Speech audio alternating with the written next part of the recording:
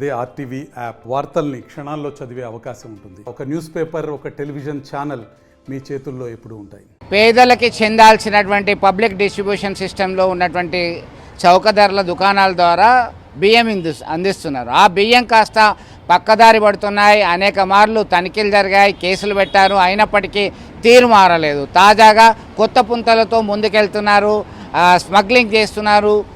ఈ క్రమంలో పోలీసులు ఇతర అధికారుల తనిఖీల్లో విస్తుపోల్చేటువంటి నిజాలు బయటకు వస్తున్నాయి. ఇసుక పోసి ఇసుక లారీలలో కూడా అక్రమంగా బియ్యం సరఫరా చేసి డబ్బులు కాచుకుంటున్నటువంటి పరిస్థితి ఉంది. నిన్నటికి నిన్న 500 క్వింటాళ్ళు హుజరాబాద్ ప్రాంతంలోనే లభ్యమయ్యాయి. తెలంగాణ రాష్ట్ర వ్యాప్తంగా వేలాది క్వింటాలటువంటి బియ్యం పక్కదారి పడుతున్నాయి. పర్టిక్యులర్గా ఉత్తర తెలంగాణ నుంచి మహారాష్ట్ర గడిచిరోలు పక్క నుంచి మహారాష్ట్ర వైపు సరఫరా చేస్తున్నారు, డబ్బులు దండుకుంటున్నారు. ఇదే అంశానికి సంబంధించి మనతో మాట్లాడడానికి జిల్లా నేత ఉన్నారు. చెప్పండి, ఎట్లా చూడొచ్చు ప్రజలకి, పేద ప్రజలకి అందాల్సినటువంటి పబ్లిక్ డిస్ట్రిబ్యూషన్ సిస్టమ్ ద్వారా చౌకధరల దుకాణం ఫ్రీ రైస్ ఇస్తున్నది. ఆ రైస్ కాస్త దాదాపు చౌకధరల దుకాణంలోనే అమ్ముకొని డబ్బులు తీసుకుంటున్నారు. క్వింటాళ్ళు అధికారుల తనిఖీల్లో బయటపడుతున్నాయి. నిన్నటికి నిన్న 15 కేసులు నమోదైనాయి. ఎట్లా చూడొచ్చు? గత కొంతకాలంగా కొందరు అక్రమార్కులు అడ్డాగా చేసుకొని రింగుగా తయారయ్యి జిల్లాలో మండలాల వారీగా విభజించుకొని ఈ అక్రమ రేషన్ బియ్యం దందాను కొనసాగిస్తున్నారు. ఒక మండలంలో ఒకరే చేయాలి, వారి కనసలంలో కొనుగోలు జరగాలి. ఆ కొనుగోలు జరిగినటువంటి ఆ పీడిఎస్ బియ్యాన్ని ఆయా రైస్ మిల్లర్లకు తరలించాలి, లేదా ఒక చోటు వాళ్ళ రహస్య స్థావరానికి తరలించేటువంటి పరిస్థితి ఉంది. అసలు ఈ మొత్తం జరుగుతున్న తంత ఎట్లా ఉందంటే, నేను స్వయంగా రేషన్ షాప్కి వెళ్ళినప్పుడు ఆ రేషన్ డీలర్ అడుగుతున్నాడు, ఇస్తావా తీసుకపోతావా, ఇచ్చుడు ఏందని అడిగితే మీకు డబ్బులు ఇస్తా 10 రూపాయల చొప్పున అని చెప్పేసి అంటున్నటువంటి పరిస్థితి. ఇది బహిరంగ రహస్యమైంది. ఇది పౌర సరఫరాల శాఖ డిఎస్ఓకు చెప్పినా ఎవరికి చెప్పినా ఇది ఆగడం లేదు.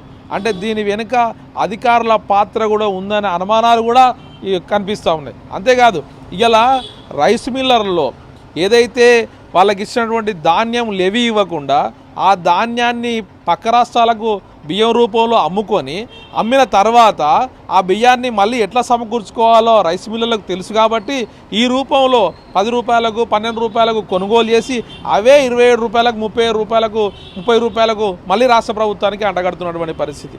మరి ఈ తంతు పౌర సరఫరాలకు తెలియదా, విజిలెన్స్ అధికారులకు తెలియదా? అప్పుడప్పుడు చుట్టపు చూపుగా అక్కడికి పోయి ఏదో తూతూ మంత్రంగా నామమాత్రంగా అక్కడ తనిఖీలు చేస్తారు. తనిఖీలు చేస్తే స్పష్టంగా కనిపిస్తూ ఉంది, ఒక్కొక్క మిల్లులో 10 కోట్ల రూపాయల విలువ ధాన్యం మాయమైంది. అదనంగా ఫుడ్ ఫోర్వర్డ్కు సంబంధించినటువంటి వేల క్వింటాళ్ళు దొరుకుతున్నటువంటి పరిస్థితి.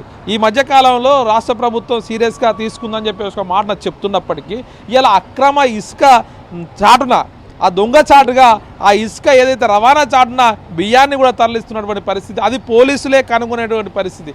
అంటే కాదేమి కవితకు అనర్హం అన్నట్లు ఈ దొంగలకు, అక్రమార్కులకు ఏ రూపంలో తీసుకుపోయే అవకాశం ఉంది. కాబట్టి పగడ్బందీ చర్యలు తీసుకోవాలి. అందుకు ముఖ్యంగా దీన్ని అరికట్టడం కోసం ఒక స్పెషల్ వింగ్ తయారు చేయాలి.